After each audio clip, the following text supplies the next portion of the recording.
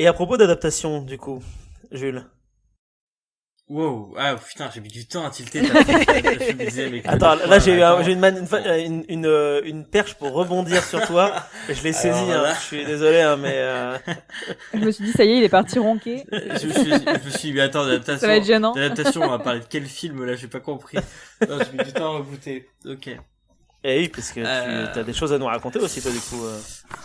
Alors, moi, je vous proposais de vous faire, de vous parler d'amnésie écologique aujourd'hui, mais dans le format en parodiant une émission de France Inter qui me tient particulièrement à cœur depuis mes années lycée, tout ça commence à remonter maintenant. Ah oui, d'accord. Qui s'appelle Sur les épaules de Darwin. Je sais pas si vous connaissez. Là. C'est trop bien. Et voilà, alors je me suis dit que j'allais essayer de copier à peu près le ton de l'émission. Voilà, donc je sais pas ce que ça va donner. Je suis pas sûr que ça va donner grand chose, mais voilà, sait-on jamais. On croise les doigts pour toi. Allez, on est prêt. Ok, et ben c'est parti.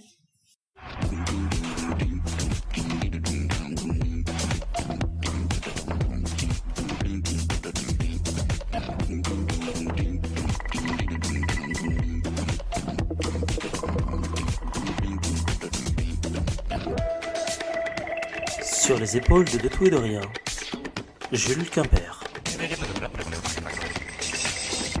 Bonjour à tous. Sur les épaules de tout et de rien, sur les épaules des géants. Se tenir sur les épaules des géants et voir plus loin.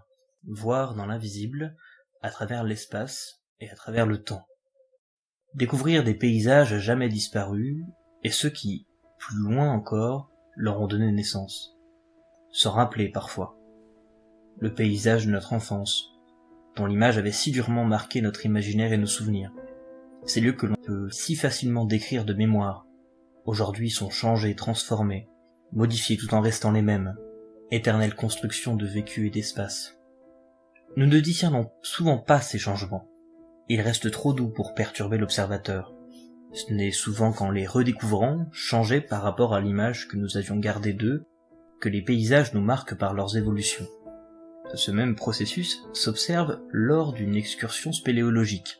En s'enfonçant sous terre, parfois pour plusieurs heures, l'on s'habitue à l'obscurité, à la température et à l'absence d'odeur. Ce n'est qu'en se rapprochant de l'entrée que presque violemment, les mille et une odeurs auxquelles nous sommes habitués en temps normal nous submergent. L'on ferme alors les yeux et profitons de cette découverte.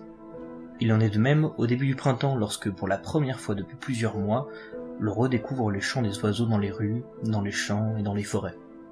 Là encore, leur absence passée se retrouve soulignée par leur redécouverte brutale. Mais parfois cette redécouverte ne s'accompagne pas d'un sourire satisfait ou d'un étonnement curieux. Ainsi, le 5 novembre 1992, Anne-Marie Issautier et Patrick Orméa, deux agents du parc national du Mercantour, participent à un comptage de chamois. Il est 7h30, le jour se lève sur la nature engourdie par le froid. Dans le vallon de Molière, à 1900 mètres d'altitude, tout n'est que calme et ondulé. De son poste fixe, Patrick Orméa scrute le Mélézan.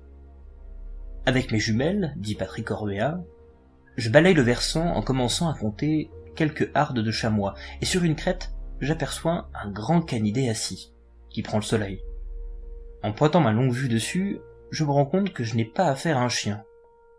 Pendant ce temps, il y a un mouvement dans une harde de mouflons à côté de qui passe un autre canidé, qui rejoint le premier debout, de profil. Le garde est surpris, scotché, très ému, d'après ses mots. Mais formel, il annonce, c'était des loups. Le loup, un nom qui prend en nous un écho dépassant de beaucoup la réalité de ce qu'il définit. Partie intégrante de nos paysages depuis toujours, le loup n'en a pas pour autant été accepté par les sociétés qui ont pu le côtoyer. Et ainsi, de 1818 à 1929, plus de 14 000 loups sont abattus en France chaque année grâce à la démocratisation du fusil. Entre 1872 et 1890, le nombre de loups tués quintuple par rapport aux périodes précédentes. L'homme est un loup pour l'homme, et si la Grande Guerre offre un répit aux canidés, les derniers loups disparaissent dans les années 30. Le dernier sera abattu en France en 1939. Pourtant, aujourd'hui espèce protégée, le loup réapparaît sur le territoire français. Arrivé en 1992 par l'Italie, on en compte aujourd'hui 580 individus. Et l'arrivée du loup, comme un murmure transporté par les cours d'eau et le vent, a une incidence beaucoup plus vaste. Portons plus loin notre regard, par-delà les montagnes et les océans. Créé en 1872, Yellowstone est le plus vieux parc naturel du monde et le deuxième en termes d'influence des États-Unis. En 1995, les wapitis y ont prospéré sans prédateurs naturels. Il est ainsi décidé de réintroduire une trentaine de loups dans le parc pour réduire leur population, après 70 ans d'absence. À l'arrivée du loup, bien sûr, la population de cerfs a diminué à force d'être chassée. Mais plus étonnant, c'est surtout le comportement des cerfs en eux-mêmes qui subitement a changé. Par peur des loups, ils ont commencé à éviter certains endroits du parc où ils pouvaient être facilement chassés, permettant à la végétation de se régénérer de façon spectaculaire, développant ses réseaux racinaires et stabilisant les terrains, les protégeant même de l'érosion. Ce sont majoritairement les saules et les trembles qui ont su recoloniser le parc pour le plus grand bien des oiseaux sédentaires, comme migrateurs, et des castors qui ont vu leurs effectifs exploser à la hausse. Les retenues d'eau, aménagées par ces castors, ont permis alors le retour des loutres, des canards, des rats musqués, des poissons en tout genre, mais aussi de batraciens et autres reptiles, dépendant des milieux aquatiques. Toutefois, les loups n'ont pas fait que réguler les populations de cerfs, ils ont aussi diminué celles des coyotes qui étaient devenues bien trop importantes par rapport à l'écosystème du parc. Avec cette diminution du nombre de coyotes, la population de souris et de lapins a augmenté à nouveau, permettant aux renards, rapaces en tout genre, pelettes et blaireaux de revenir en force dans le parc. Enfin, les loups étant assez partageurs, une fois repus, ils laissent généralement les cadavres des animaux qu'ils ont tués à qui les veut. Voilà qui fait donc les affaires des aigles comme des corbeaux, mais aussi des ours. Ours qui se sont d'ailleurs d'autant mieux portés que le retour de la végétation leur a aussi permis de se nourrir de paix. C'est un exemple de ce que l'on appelle la cascade trophique, la relation prédateur-proie et toutes les influences qui en découlent à plusieurs niveaux. Ainsi, tous les prismes d'un paysage sont liés et s'alimentent, s'équilibrent l'un l'autre, pour peu que l'on n'en détruise pas un maillon. Il existe pourtant des maillons que l'on n'arrive pas à briser. Et où trouver un meilleur endroit pour ce genre d'histoire que l'Australie? L'Australie est un continent à lui seul, découvert et colonisé en 1788 par les Occidentaux. Coupé du reste du monde depuis des millénaires, il a évolué en vase clos et arbore aujourd'hui une immense diversité écologique, dont les kangourous et les koalas sont aujourd'hui les plus connus. Quelques années après la fin de la Première Guerre mondiale, et 7 ans avant le début de la Seconde, l'Australie était frappée de plein fouet par la Grande Dépression.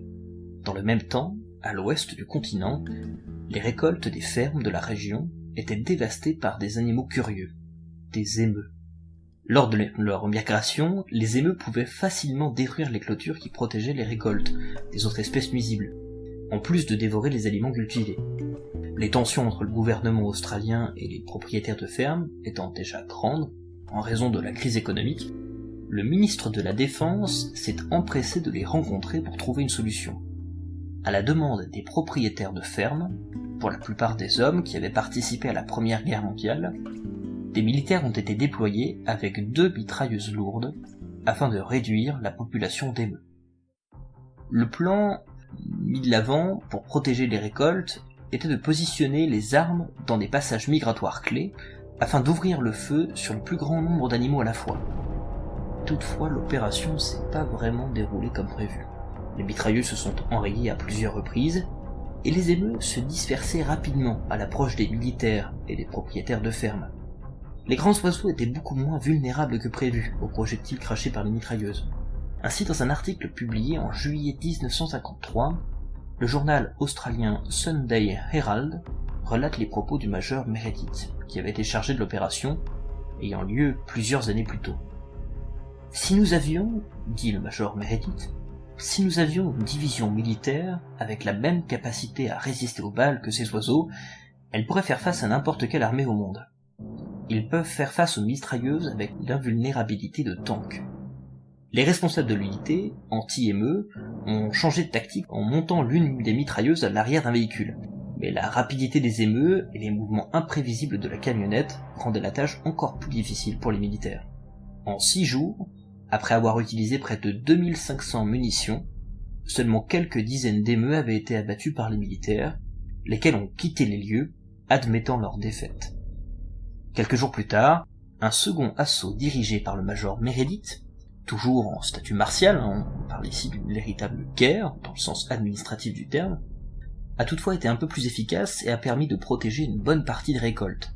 Par la suite, de vives critiques en provenance du public et de certains journaux ont toutefois convaincu le gouvernement australien d'adopter d'autres méthodes pour protéger les récoltes des fermes.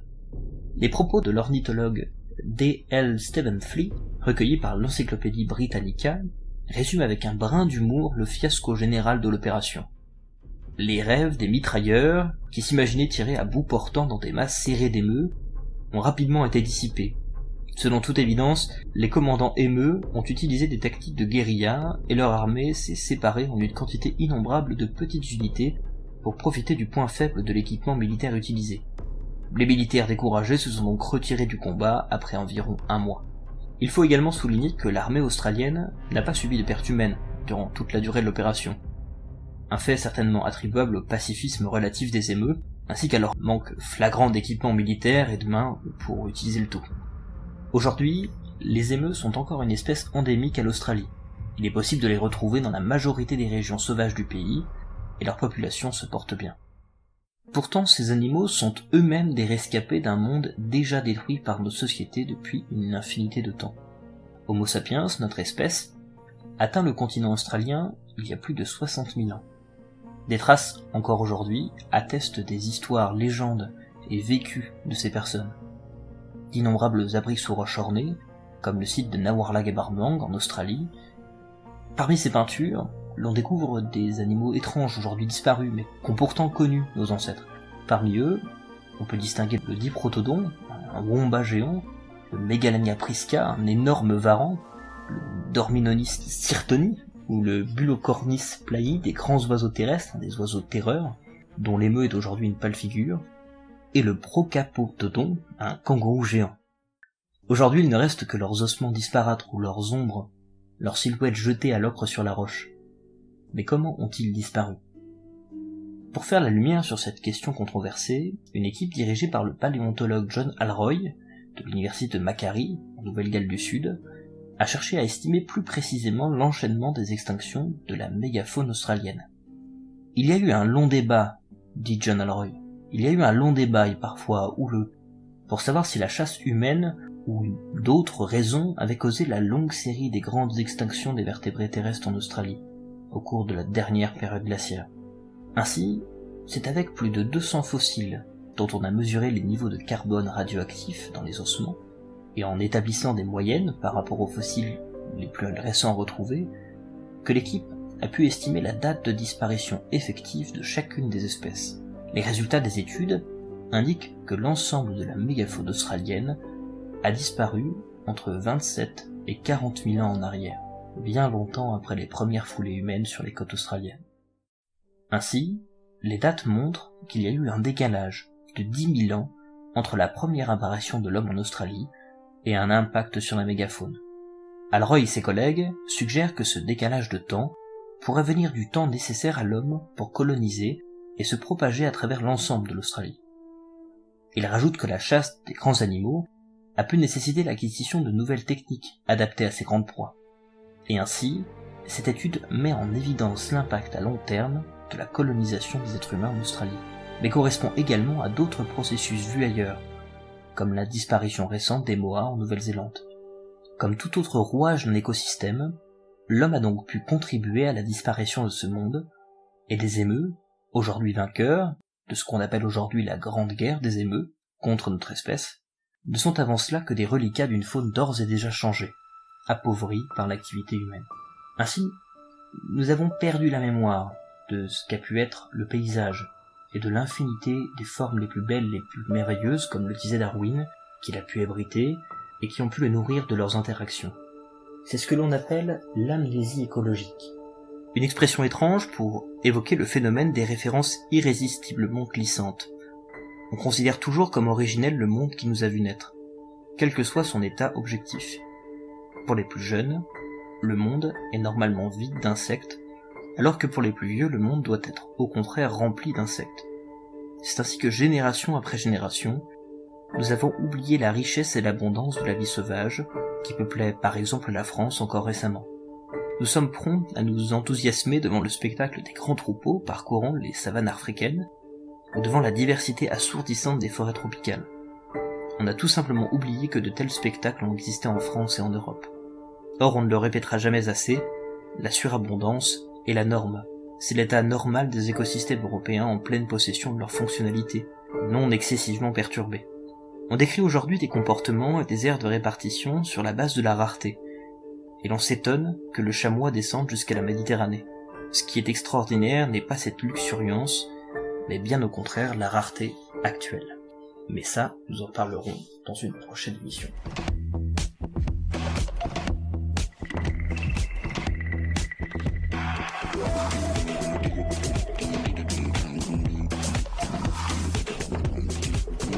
Cette émission a été réalisée par Jules Quimper, montée par Marc Fleury, en compagnie de Benjamin Jutz et bien évidemment de Manon Forgue.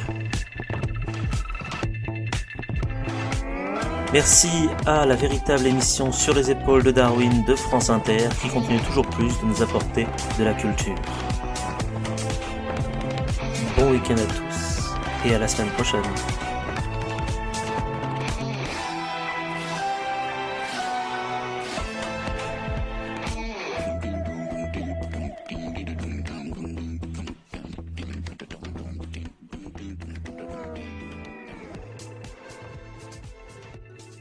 Trop bien. Voilà.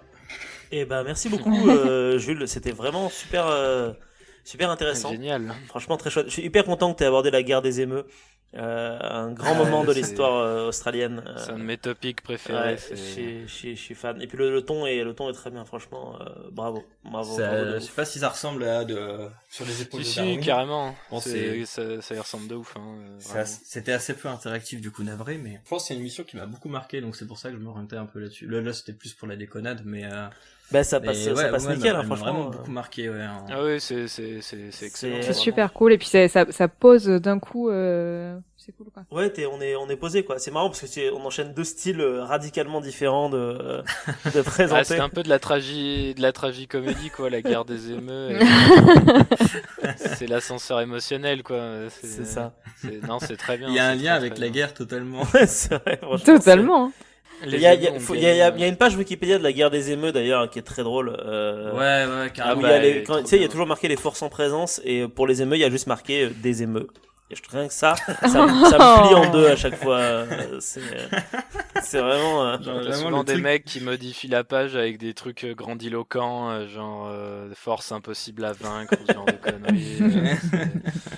C'est très drôle. Vraiment très drôle. J'y vais régulièrement parce que c'est fun.